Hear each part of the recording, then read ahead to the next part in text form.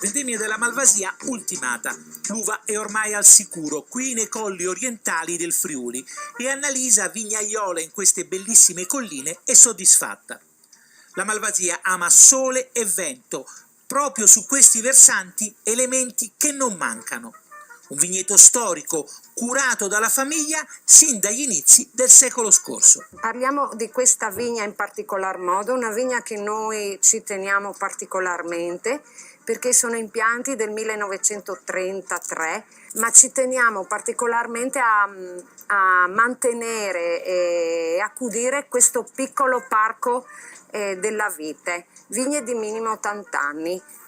Una lunga storia di viticoltori che qui in Friuli hanno dedicato la vita a coltivare questi terreni, una passione per la terra che li porta a preservare vigneti che purtroppo in tante parti d'Italia sono andati perduti. La parte fogliare della Malvasia è molto rigorosa, con un grappolo spargolo, un grappolo con delle bucce abbastanza molto resistente, grossa, che dà anche aromaticità alla varietà, alla Malvasia.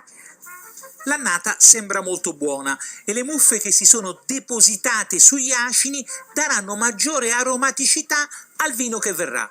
Ma la vera differenza la fa questa terra, questi terreni che riescono a conferire all'uva una mineralità unica al mondo. I terreni di questa zona, che è la Ponca, formati da marne arenarie e oceaniche, abbiamo una terra bella, ricca di sostanze, in particolare minerali.